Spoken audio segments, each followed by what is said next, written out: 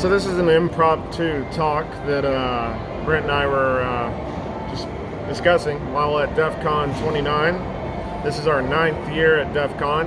9th year in a row. Yeah. That's crazy, man. Getting old. Absolutely. And we're here in Paris and Vegas at the Paris Casino. Hence the Eiffel Tower behind me and just the loud music that you probably hear. Yeah.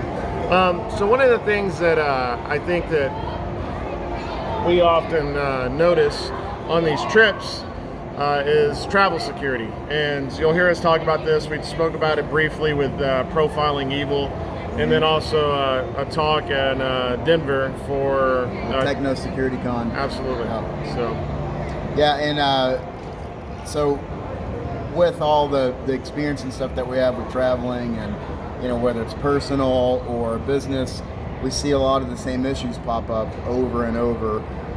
People just not paying attention to secured things, or there's a lot of things that a potential attacker could take advantage of, unfortunately. Yeah, one of the things that we do notice is when people are paying at the bar, some of these places, casinos, a little bit different, but in general at the airport or at a lot of hotels, people paying with their credit cards, they keep their credit cards facing up or on the back even. Sometimes some of the new credit cards have the phone number, or the card number on the back of it. Yeah. But a quick glance down, you can discern a lot of information from that.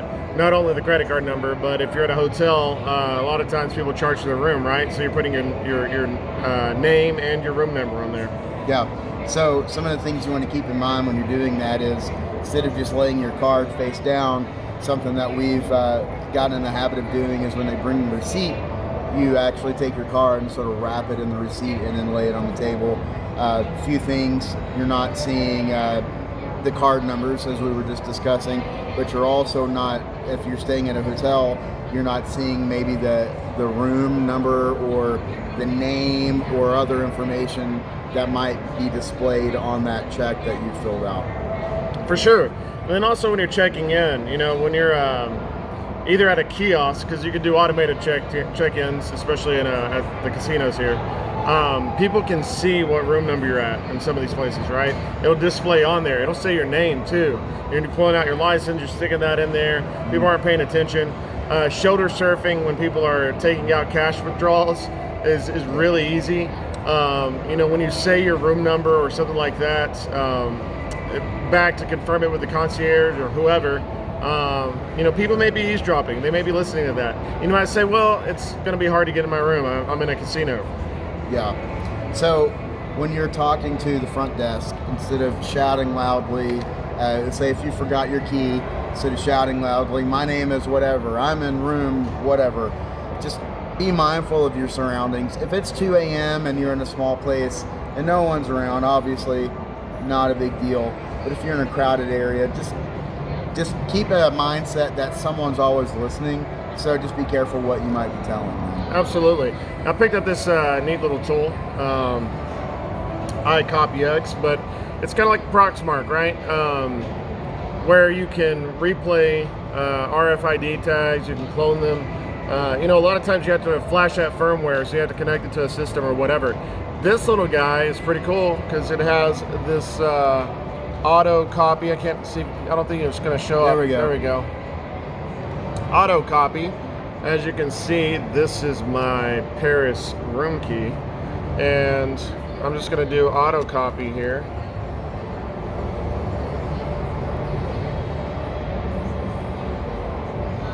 And what it's doing is it's reading the card. And there you go. Read successful. It's of course flipped in the video, but read successful. So what this means, I can then write, if you see here on the bottom, I can then write it to another card. I can grab a blank one of these, one I found on the floor. Maybe I've got one on me or whatever, but I can write to the same kind of card from this thing. And there you have it. So be mindful too. I've seen people, they have their wallets, they'll keep their wallets laying on the thing, and they'll turn their back, and they're gambling or they're talking or whatever, not paying attention. And if somebody's... Turn your back real quick.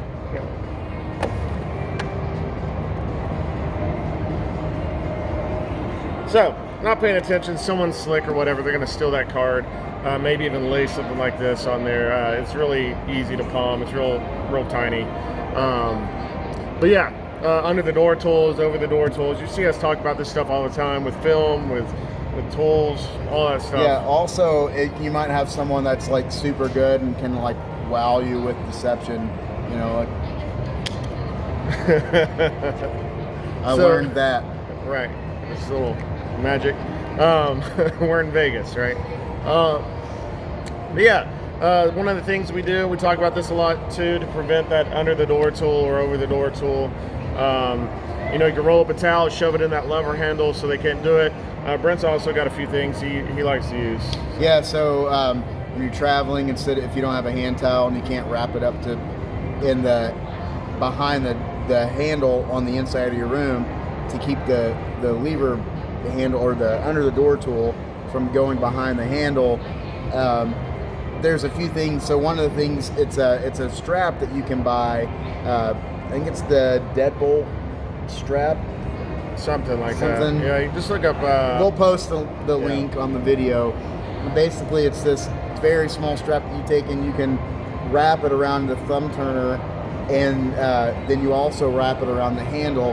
Whole purpose is that if someone is able to get an under the door tool in there, they can't get enough leverage to actually turn the handle because of that strap. If you're concerned about, well, how do I get out of my room? It's extremely fast to release that to get out, so there's no danger for, like fire danger for egress or anything. It's very quick to get out. There's also another thing that we like to use, which is on our blog, and we'll link that below as well. So where we talk about retail safety and these other things that you can put on the door. It's basically a door lock that positions when it's on the strike plate of a door. Very easy to install, and if someone is able to turn the handle, then it prevents the door from opening inward entirely. So that's another quick way to just secure the room while you're inside it. Also, when you're traveling, you've got your laptop and stuff like that. I see a lot of people on planes, they're doing their work at the bar.